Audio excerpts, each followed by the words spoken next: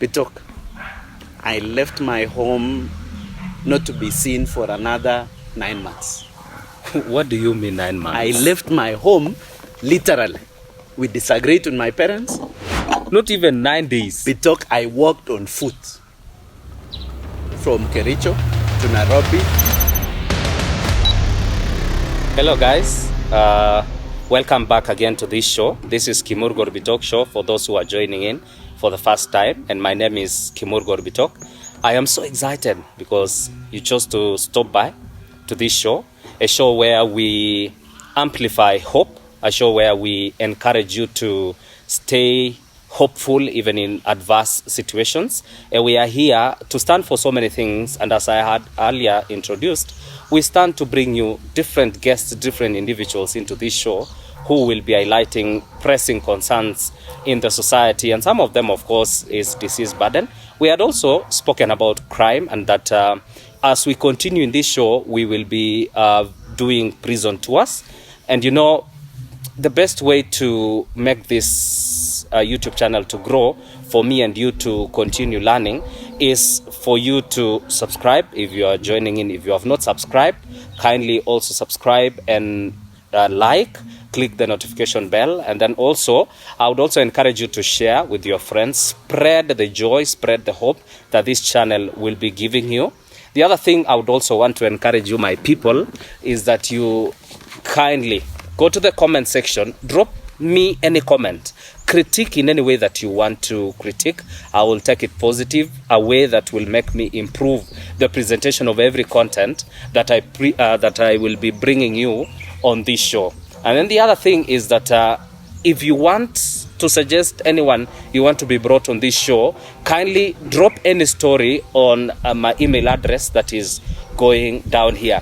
And guys, without wasting much time, you know, today I'm excited because we have our first guest on my show. I mean, it's not been easy to put up things to even bring this guest. And with me here is a friend, of course. I have looked for a friend, a man of God, and I have brought a charismatic man with a lot of experience. And you know, his life is a testimony of how God has carried him on his wings. Have you met Bible text where it shows that God has carried you on his wings? I could go on and on to just tell you what kind of a man I have brought you. And I'm telling you guys, if you just continue watching, you will realize that you will not go home empty. You will not go away from this channel empty without drawing joy and hope. And guys, without further ado, I just want to welcome our guest. Hey. Yes. Reverend Matthew. Karibu. Hey. This is the epitome of what do you call it? The epitome of smartness. You look amazing. You're putting a lot of salt on it. But you look great. Then do I say? You look great. Do I say? You know, my people really want to know who you are. Just tell us in a nutshell. Who is Matthew Mutai? Before we bring in the Reverend, let's get Matthew Mutai. Who is he? Well, I want to thank God for this opportunity, Bitok, for inviting me to your show. It's such a great opportunity to be able to share out my story and my life journey, maybe my journey of faith of what God has done.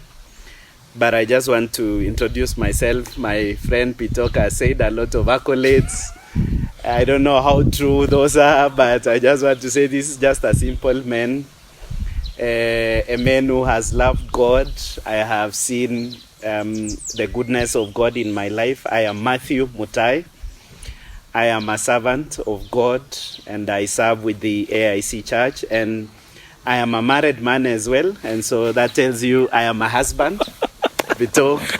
I am a father as well. I'm married to one lady, Fancy, a wonderful lady. I tell you, a jewel. Oh my goodness. I mean. And a beautiful daughter, Adasa Chepchumba. And we are blessed. And we are going. I mean, we are not about to stop. And so that is me. I have been serving God for a few years now. slightly above 10 years, and I've served in different avenues. I've served in school contexts. I've served in church contexts. I've also served in a hospital where I am currently, and I've also had moments to interact in community, ministry and sessions, and where God presents opportunity for me to minister. And together with my family, we've been able to do that. And I'm glad to be here today. Wonderful. Yeah, happy to be here. Yeah, I'm excited. Rev, people do not really they want to relate with the story and understand where is Matthew, Reverend Matthew, coming from. And I am bringing in Reverend Matthew at this point because I feel blessed.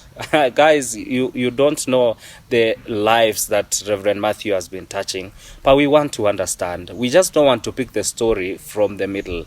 We want to understand, where is Reverend Matthew coming from? Did he ever go to school?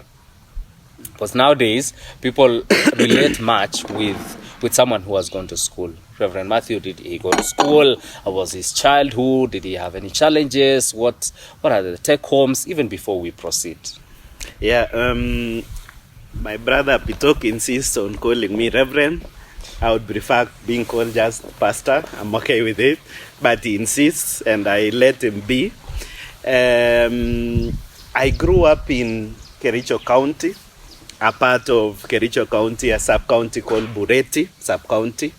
That is within the larger Kericho County, and particularly in a small town called Litein. Nowadays it's growing. That's where I grew up. I went to school there in Litein Primary. I later on proceeded to an academy, Chemitan Academy. Later on went to high school in Boito High School. And it's been quite a journey going to school. Later on, I joined Scott Christian University and did my theology there. And so it's been quite a journey, but I grew up. In a family of 9, and we are 6 sons.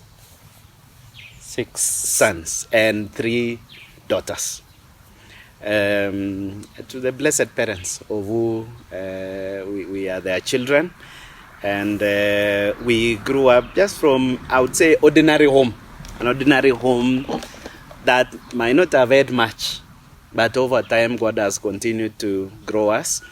So growing up in Litein, I went to the schools I've mentioned. I also went to church in Litein, went to Sunday school. I grew up to teenage classes. I went to youth sessions, and I also got baptized there. I got to know the Lord there, and it's a lot of things that happened while I was growing up. But one thing you need to know is that growing up in a home of 9 was also not very easy. There was a fair share of challenges. We had challenges, I think, like every other home. Challenges that you would say it would have hindered you to become the kind of person I am today. But by the grace of God, we were able to come through all those, and of course come out with lessons. And God has been faithful all along. And so that's partly how I grew up, where I was born, and who I was born to. And yes, that's me. I want to take you back a little bit. Since you said I call you Pastor, yes. Pastor Matthew, could you take us back to your childhood? Was there a specific challenge that you had that maybe impacted your life, that redirected the course of your life, that maybe, because you see, while children are growing, I am a father myself and I have little ones, that sometimes I want to just raise up my hands and say, man, this one is a challenge. Maybe you had an experience that becomes a learning course for the viewers.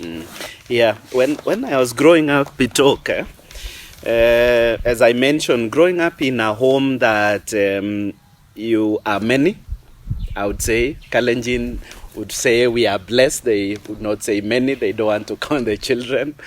I think they just want to put a blanket around it that is a blessing. So we are a blessed family.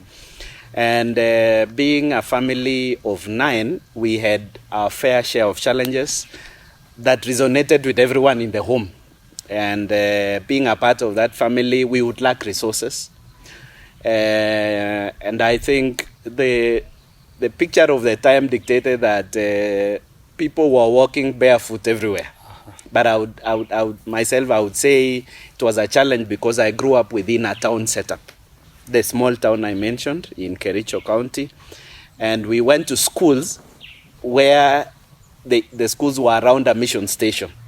That tells you that we had people from Western world that came as missionaries to our village. Mm-hmm. And so things were a bit advanced, I would say, because we were living within a community where we have an hospital, we have about 5 schools, we have missionaries from Western world coming to minister to us. We had churches around, and there is that small town around us. And so people would dress, I would say, urban. And so when you would lack shoe, it would be so visible that this one is struggling. Yeah. Otherwise, it was something that, generally speaking, people were struggling. But I saw that as one of the challenges because when you are growing up as a young person and you do not have resources, you don't get basic things that you want to get. Yeah. Sometimes you struggle to get this cloth or that cloth. Sometimes people are chasing the fashion of the time, the clothes and the shoes and whatever fashion could be. And sometimes you feel, I wish I had it. I'm missing out. And to a child, I think that's a bit very, very tricky when you don't have that. I did not enjoy birthdays. Yeah, as a matter of fact, barely a year ago is when I got my notification for birth to know exactly when I was born. So, I mean, that's a picture, that's a scenario. But the good side of the story was I was technically the last born of the home. Technically, because I have a younger sister who also says she's a last born. But I'm also a last born by my own right. Yes. Yes. So there have been this funny thing where we fight and say I'm the last born, she's the last born. And so when you are a last born in a home, there are privileges you enjoy. Sometimes the parents say, this one is young, come and sit next to me. They give you some more food. Child preference. Yeah. They say, no, don't send this one to the shop. Things like those. And we enjoyed those privileges. But by and large, there were challenges when we were growing up. Running to school in the morning, the school was not so close. Going to school in the morning, sometimes you've gone with just maybe some cup of tea and nothing more. And it's cold, you are a young person, and sometimes you go to school and you have to run back for lunch at home. You know, those challenges because of the nature of schooling that time and the nature of movements to and fro school. So basically, I would say there were a fair share of challenges, just like I think many Kenyans and many people would have encountered as well. But here we are. Yeah, you know, the description of lastborns growing into their adulthood is a different version from who you are, because I know you to be a tough man, not looking like a lastborn per se.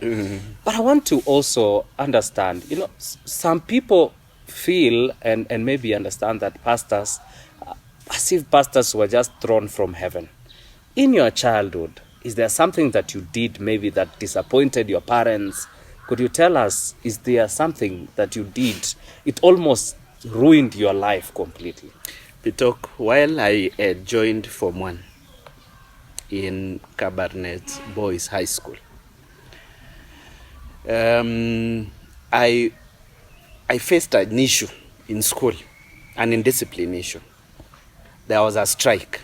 And somehow I got involved in the strike.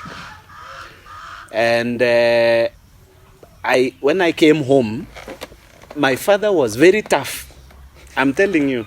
I mean, I tend to think sometimes he was an army man. So my father would tell you, literally, I will skin you alive.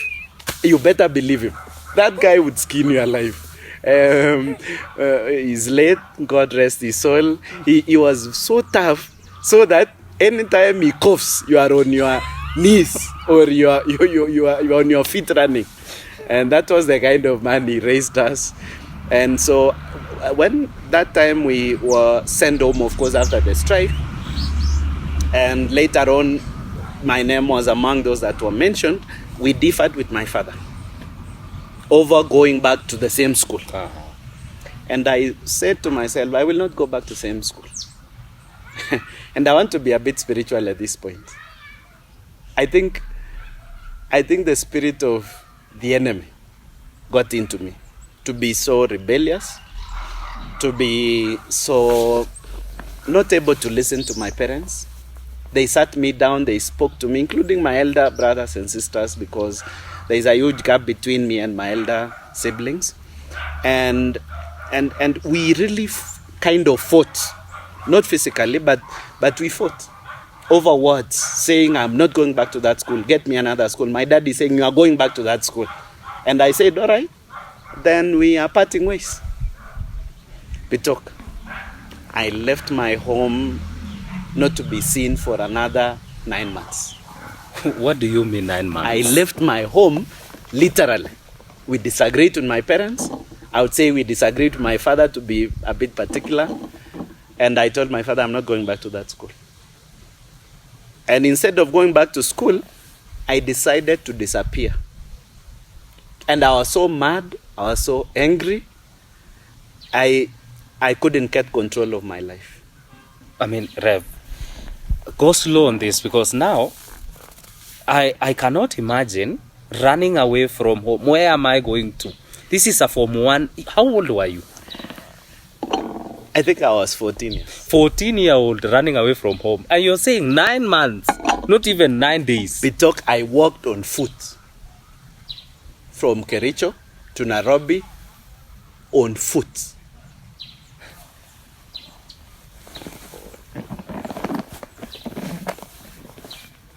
This same guy you are seeing here, I walked on foot from, let me tell you, Bitok, anger, and when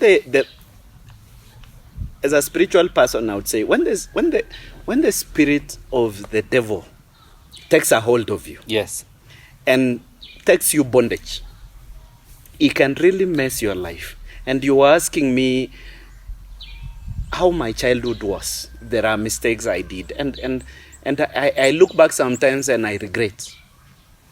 Yeah, because I lost that time. I lost 1 full year away from home, away from my people, away from schooling. A year that you can never recover in your life. Mm-hmm. So I walked from Kericho to Nairobi.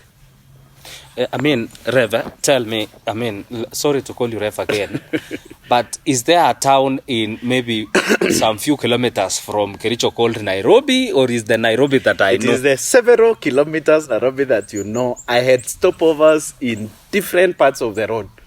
I slept in just by the side of the road in some funny kipanda somewhere. I stopped in some funny veranda and slept somewhere. Stayed in Nakuru for 1 or 2 days. Just like I don't have parents, like I'm just some lost child somewhere. That is anger. That is what anger can do. Rev, you became a street child. You would say that. And I would agree perfectly with it. I'm still interested to know. Because basically I became a street child in Nairobi. The Matthew you see today. Now, I'm still interested. I became a street child actually for several days in Nairobi. I'm still interested to know, Rev. How did you walk from Kericho all the way, and what happened on the way, and how did you survive, and how did you come back home? What happened? Who interceded for you? Bitok, when you have a prayerful parent, thank God for it. My mother, a prayerful mother. I have never seen, maybe better than several mothers I know. A loving mother, a mother that would go deep into asking the Lord for direction on different issues, praying for our lives. He would literally pray for us by name. even as we grew up as young children. We literally lift every child, praying for them and praying for us and praying for our future, praying for our destinies, the destinies that later on would unfold to become perhaps what it is today. And so, back to walking to Nairobi, I survived on the road in very interesting ways. I cannot even begin to think about the details. I would eat things that were even thrown on the street. I would borrow food on the road. I would just walk into some hotel and borrow food. And I was so desperate because of anger and because of this, I would say, demonic force that is driving me into this desperate situation. And so somehow I got myself to Nairobi. I can't remember exactly how many days, but I got myself to Nairobi. And I hung around Ngara area. For those who know the city, Nairobi, I became a street child in around Ngara. I would sleep on the verandas of Ngara. I slept in Moi Avenue one time. Kanjo, the city council at that time, they were called the municipal, I think. The city council security officers picked me up, threw me into their vehicle, threw me into the cell.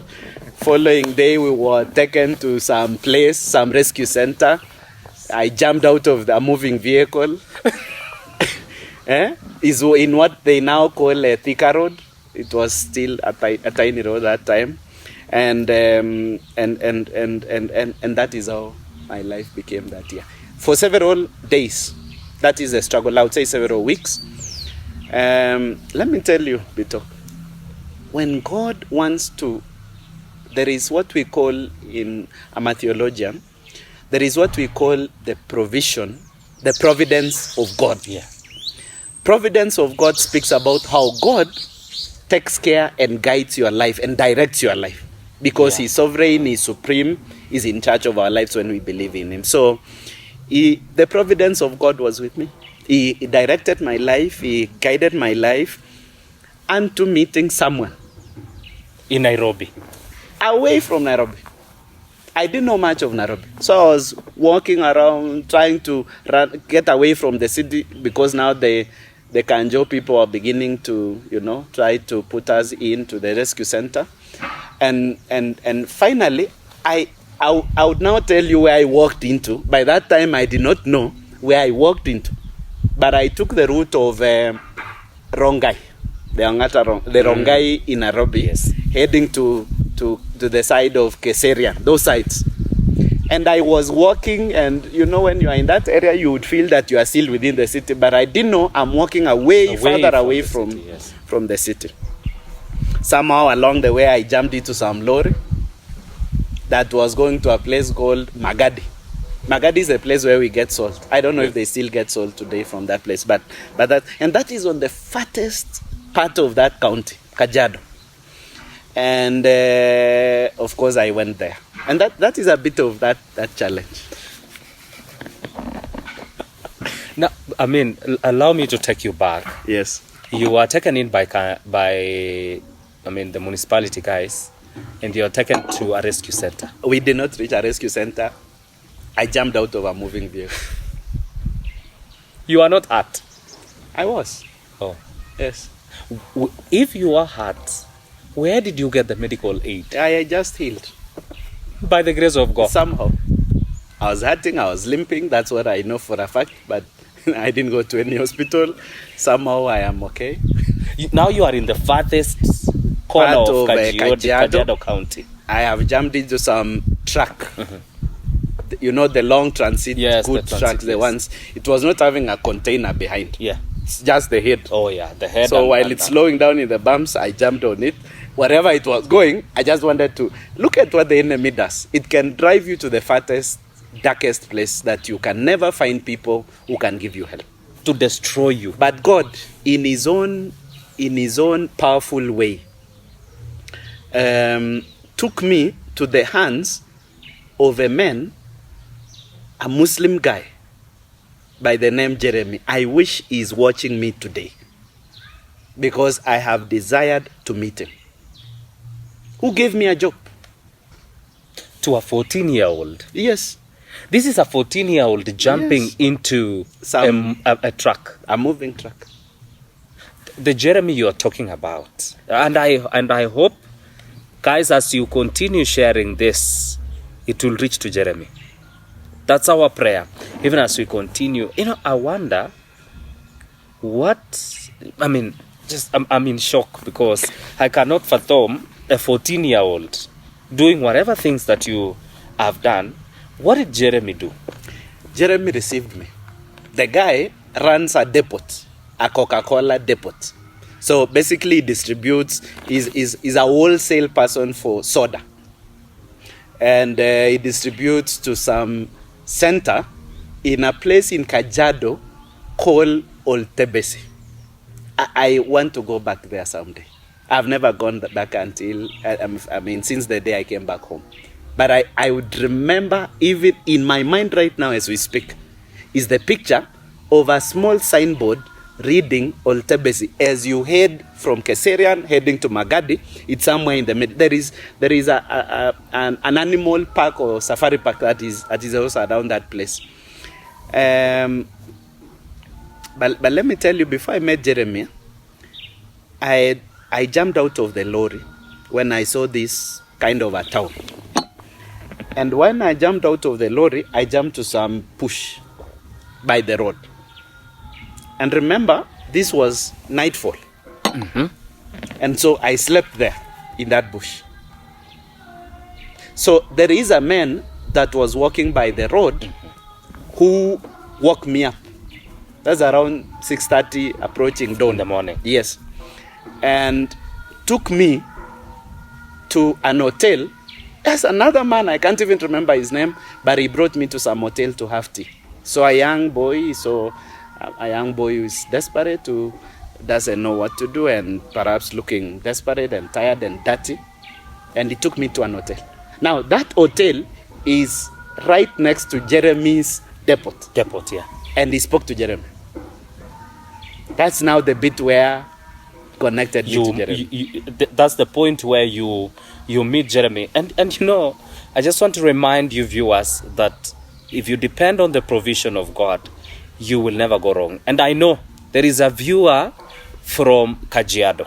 If you are listening to this, kindly on the comment section, if Jeremy is still there, send the contacts into this.